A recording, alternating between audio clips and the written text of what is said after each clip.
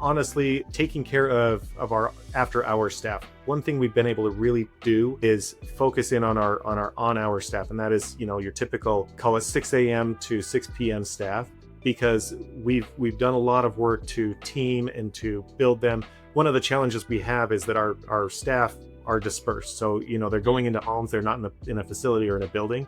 And so they feel really disconnected at times from everybody else that they work with and from us in the office. And that disconnection, more so than pay, more so than satisfaction or dissatisfaction with software or anything else, can lead to people to leave because they say, you know what, I don't have any friends here, I don't know anybody, I'm going to take off. We've really done a lot of work over the past, I would say, 3 years to reduce that, and it has been extremely successful.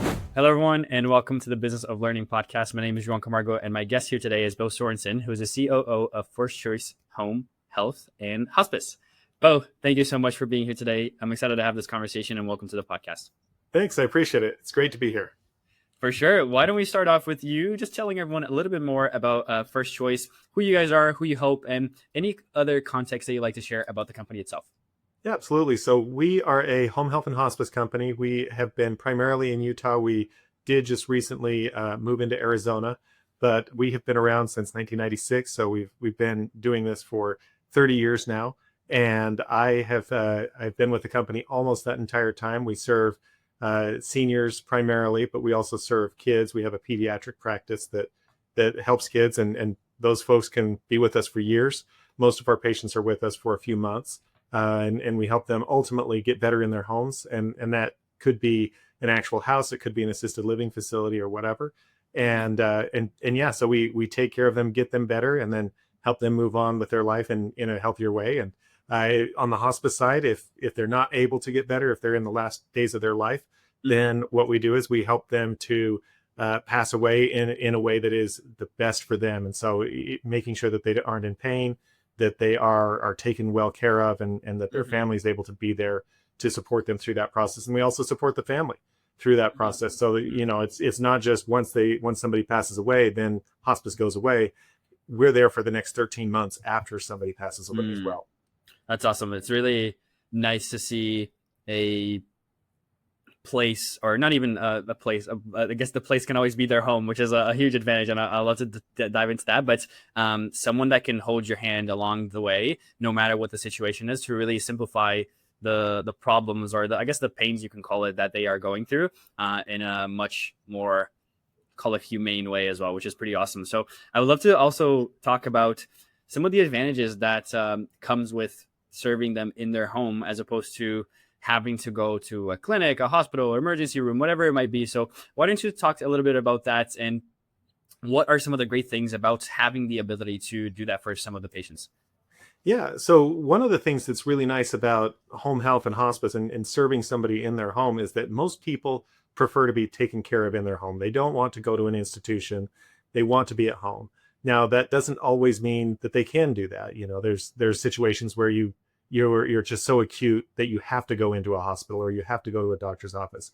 But for most people, most of what they suffer with, we can manage in the home now. And as technology has improved, we have been able to do more and more. And the people that we take care of now are much different than the people we took care of when I first got into the industry, because of just that advance and what we've been able to do.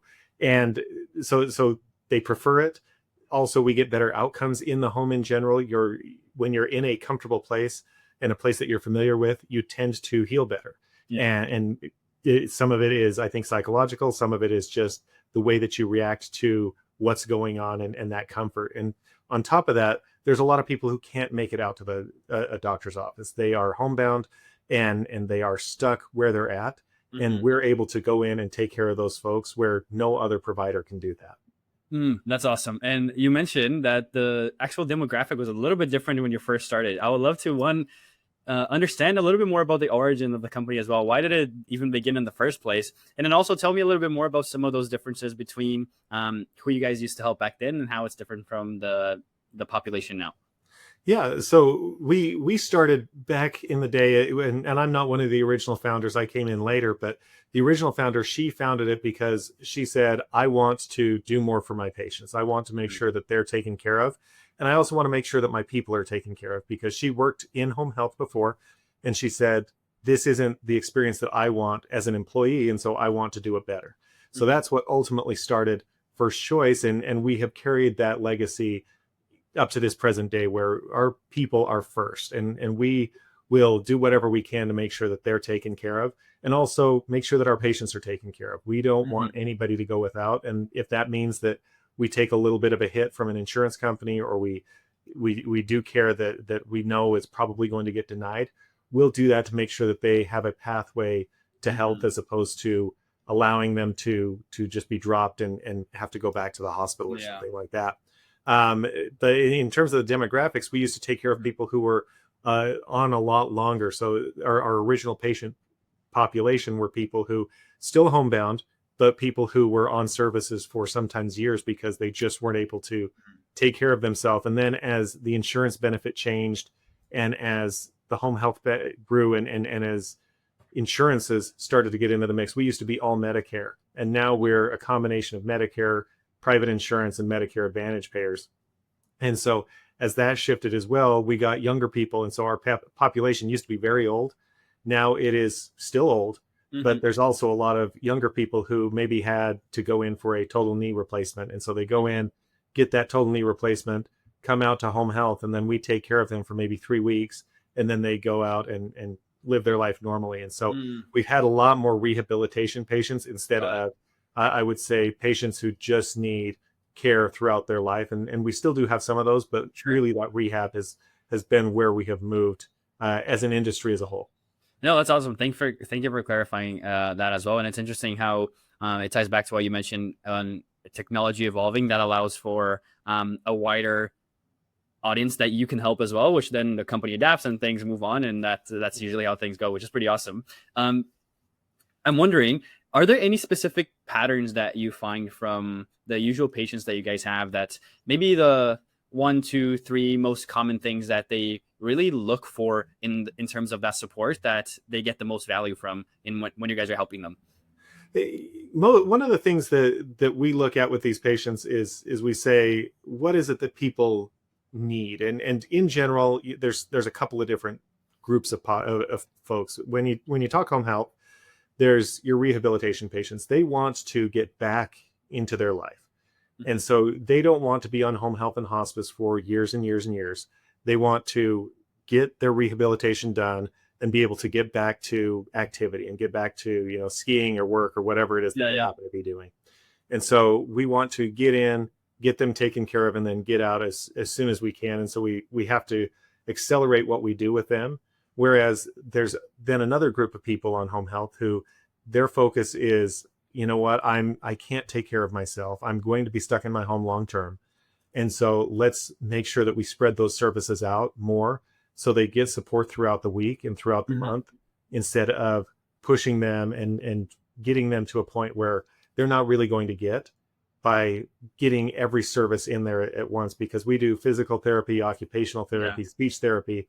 I mean, hmm, we run the whole gamut of services in there. And so instead of cramming everything in at once, we yeah, tend to spread it out on those folks, because that's what they actually need, as opposed to wanting to yeah, get out and get back with their typical life. And so yeah, I would say that those are the two groups. On hospice, obviously hmm, it's much different. It's really primarily about pain and hmm, helping them so that their pain is appropriate for where they're at. And we get a lot of folks who, there's a couple of populations there too. There's cancer patients, and hmm, then there's, I would say, longer term, more memory care, Alzheimer's type patients. And so for hmm, Alzheimer's, they need more support because they don't really know what's going on. They have memory issues and things like that. And so we have a different service set that we give for those folks versus, say, somebody who's got cancer, who they need, I would say, higher acuity clinical care, hmm, including more pain medications like that, because typically that cancer metastasizes,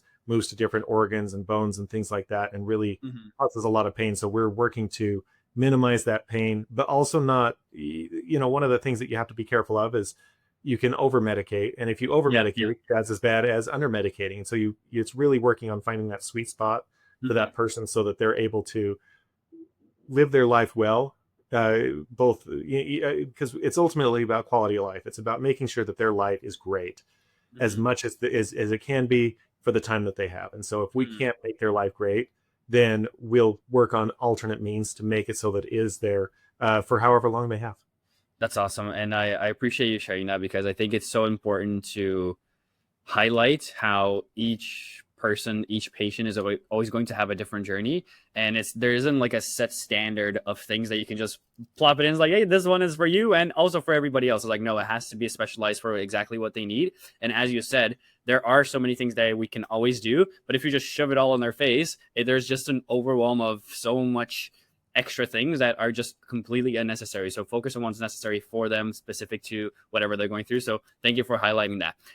How do the patients usually find out about you guys? Is it through a lot of referrals, word of mouth? Do you guys have any digital strategy? I'm assuming that a lot of these folks are on social media at the end of their day, but they're not the most social media verse people. So tell me a little bit more about that.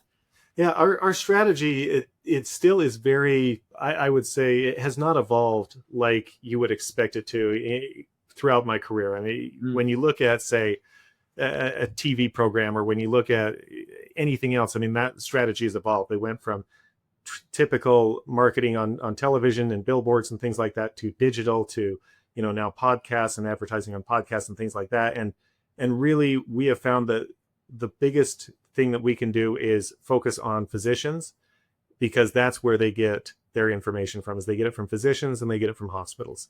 Mm-hmm. Because you're not thinking about home health, you're not thinking about hospice until you go into a primary care physician or until you get into some kind of acute situation where Mm-hmm. you go into the hospital with a disease that you didn't know that you had or that just popped up. And then when you come out, that's when you need the care. You usually don't need it beforehand. And Mm-hmm. so we work with those and we get staff out there to those offices to let them know about our services, to let them know about us, what our philosophy is, and how we can take care of their patients and ultimately be an extension of their care because with both home health and hospice, we still operate under a physician's orders. And so we Mm-hmm. don't have our own doctors. We have to have other doctors that we work with. And so we work with the patient's physician to say what is actually going on with you and what's appropriate for the patient. Let's work on this together so that we can collaborate and make this great for everybody. And Yeah, so yeah, that yeah. they look good, we look good, the patient gets taken care of. And so Yeah. so really that's what we focus on. Yeah, it's a positive loop cycle where everybody's assisting each other, and it's interesting to hear as well because so many, and I know we had this conversation a little bit before as well, but just for the listener right now, but it's awesome because there would definitely be lots of patients who, not from malintent, would likely take advantage or try to do their best to get the most value from whatever you guys provide. But it's like, hey, even though that might be true and we can help you to an extent, let's talk to the doc first. If the doc says this is something that's necessary, sure, we'll go ahead with it. If not, then it's not. We always listen to what the doctor's saying because they have the most expertise in whatever situation. So I asked that question because I found it really interesting when we were first having our conversation when you explained that. And tell me a little bit more about that doctor dynamic. Is it usually them coming to you guys because you already have those great relationships, or is it more of you trying to reach out to them? As you mentioned, sometimes you're going into the offices, having those conversations. Tell me a little bit more about that. I'll call it doctor acquisition dynamic. I'm not sure what you guys call it. Yeah.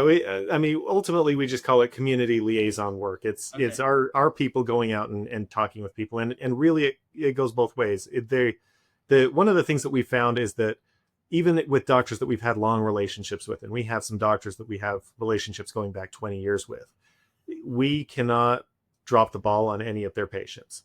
That's one of those things that you can get it right 999 times, but if you get it wrong that one time, you're going to have to do a lot of work to rebuild that relationship. Yeah. And they may turn away from you for a time and say, you know what, you messed up here, and so I'm going to go to this other company. And Mm-hmm. then you have to go back and say, please give us another shot. Here's what we did to correct the issue that you saw.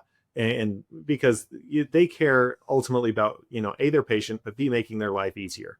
And so if you can do both of those things, Mm-hmm. then you really have a winning strategy there. And Yeah. so that's what we go out when we talk to new doctors or when we talk to people that we don't have relationships with. We try to highlight that and say, Yeah. we're an extension of you. We're going to make your life easier. Here's how we're going to do that. And here's how we're going to make sure that your patients are taken care of, so that ultimately when you say, hey, I just sent this person to you, how did you take care of them? Are they going to come back and be mad at me for sending them to a lousy company? We're going to say, no, they will come back and they will say, thank you for sending me to First Choice, because I had a great experience with them. They did everything that I needed and some stuff that I didn't know I needed.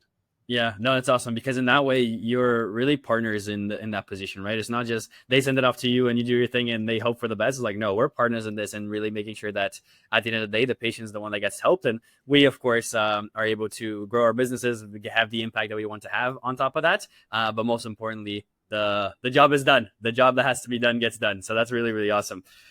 And one thing I always like to highlight in these conversations, Beau, is that business can sometimes sound so beautiful from the outside, but we all know that it's not always just sunshines and rainbows. So tell me a little bit more about some of the challenges that you guys maybe currently face, or certain obstacles that pop in here and there when it comes to finding more of these doctors, finding more of these opportunities to, yes, reach the impact and increase the impact. But at the end of the day, the business has to grow as well for that to happen. So what are some of the obstacles when it comes to the growth of the company, getting more clients and being able to generate more revenue to, of course, at the end of the day, reach the more people that you want?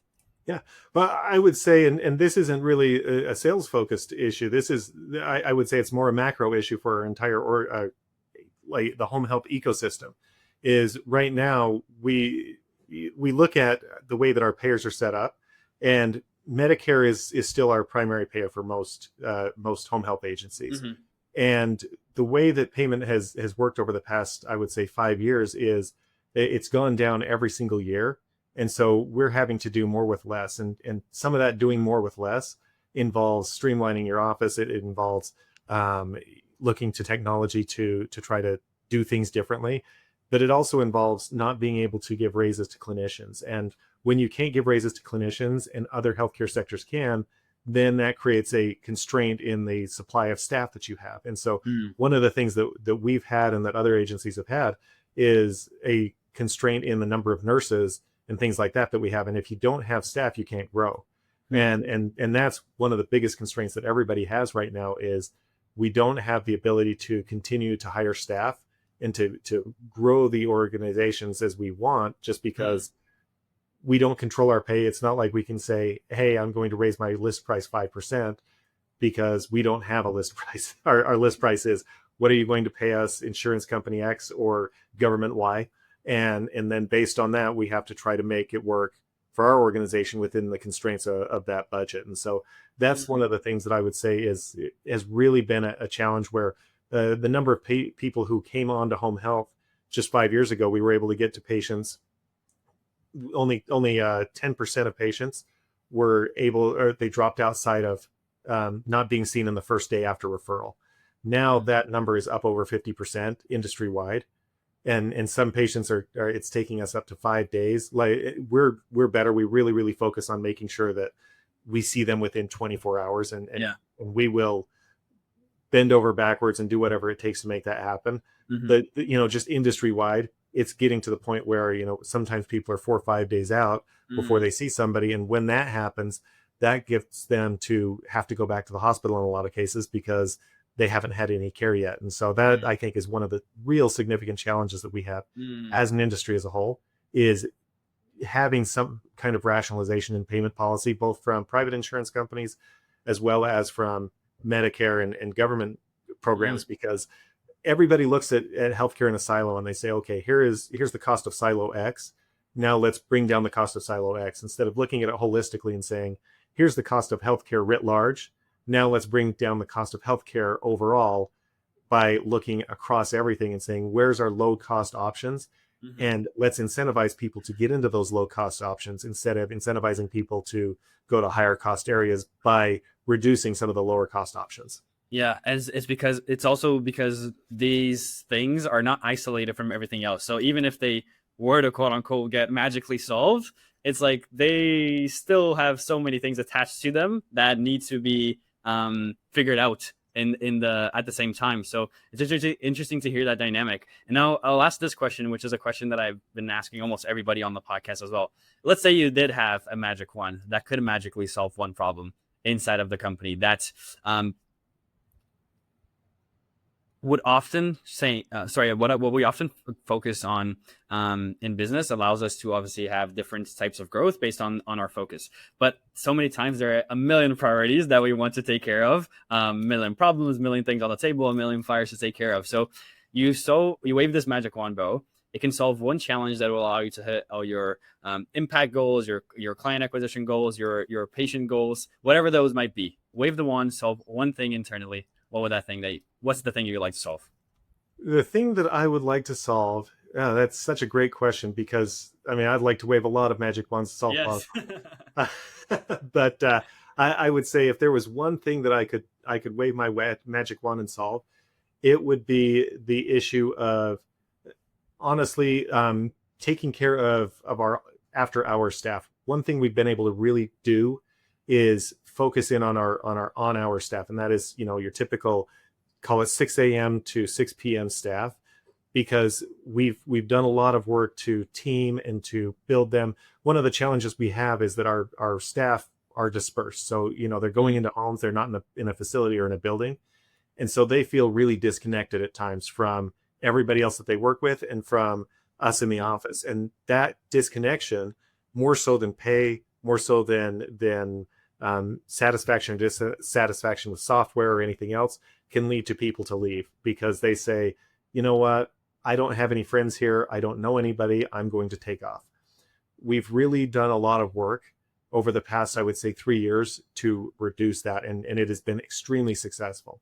However, our after hour staff, those people who cover from 6 p.m. to 6 a.m., they're the ones that we have a real challenge doing that with, because the people that this infrastructure that we've created to support our on hour staff, it's not there after hours. We don't have all of the office staff there because it's after hours. Yes. And we don't have the ability to fund that as well. And so trying to, like, that's something that I'd love to solve with a magic wand, because I think if we were able to do the same thing with our after hour staff that we've done with our on hour staff, we would make it an extraordinary impact, A, in their lives, and B, in our patients' lives. Yeah, no, it's an interesting perspective as well, because I think it's important to always understand why most times in business, why people aren't, I won't call it happy, but they're not content with the situation that they're in. And oftentimes it has nothing to do with pay. It has nothing to do with anything else. It has to do with their environment, who they're with, and the things that they're working towards. And sure, they always have a purpose behind doing these things, because they want to help. They want to be the type of person that can take care of other people's problems because they're good at doing it. But then it always goes back to that human factor. It's like, hey, I want to be around people just like me as well. So just an interesting perspective. Thank you so much for sharing that as well. I have a final question for you here, Beau, Okay. which is actually not a question from me. It's a question from our last guest to you, and they had no idea who you were. All right. So here's the question. Are you ready for it? Yeah. It's kind of similar to my magic wand question, but I guess I'll call it on steroids. So here it is. If you had a magic globe and you could see yourself and your business in 10 years, what would you want that to look like? That's wonderful. What a great question. I would love to see in 10 years our organization be larger. I'd love to see, you know, right now we cover Utah, we cover part of Arizona. I'd love to see us continue to grow that and take in additional states as well, because I think that we have something that we can really offer. And I would see us as a much more nimble company than we are now. We try to be nimble, but as technology evolves, I see that happening more and more. I think that artificial intelligence is going to be a massive disruptor in our industry. And I would see us as one of the leaders in using artificial intelligence to improve our patients' outcomes and to make sure that our staff are well taken care of, and to really overall improve everybody's lives. Because right now, all of our information is disconnected. Our information versus the hospitals versus the doctors, and AI is something that I really think we can use to aggregate that and to give us insights into what's happening in people's lives, and it'll be able to tell us what's going on with our staff. Right now, we don't have any AI that's saying, here's this person who's at risk for leaving the company because they're dissatisfied and they're starting to check out. Using tools like that will really, really transform, I think, our staff retention, hopefully on those after hours staff where I want to wave my magic wand, but B, making sure that our patients have much better outcomes. And so, they have good outcomes now. I want those outcomes to be even better. I don't want people to go to the hospital unless they need to. And if we are the cause of that hospitalization, then I want that corrected. And that's one of those things that we'll be able to do. So I try to have a realistic magic globe, and I think that we'll be able to get there. Amazing. Beau, thank you so much for your time. This has been such an incredible talk. Where should people go if they want to learn a little bit more about you, and of course also a little bit more about First Choice? If you want to learn more about First Choice, our website is www.fchhh.com. And if you want to learn more about me, you can look me up on LinkedIn, or you can send me an email, b@fchhh.com. So I'm always happy to answer questions. It's a pleasure to talk with people and network and connect. So thanks so much for the opportunity. Amazing. I will leave everything down below here in the description if you're listening to this and you want to check any of those resources out, or Beau's email. And if you're still also, again, listening to this and you want to hear more conversations like this, please hit the subscribe button, and I will see you on the next episode. Beau, thank you so much for your time. Thank you. Thanks. Really appreciate it.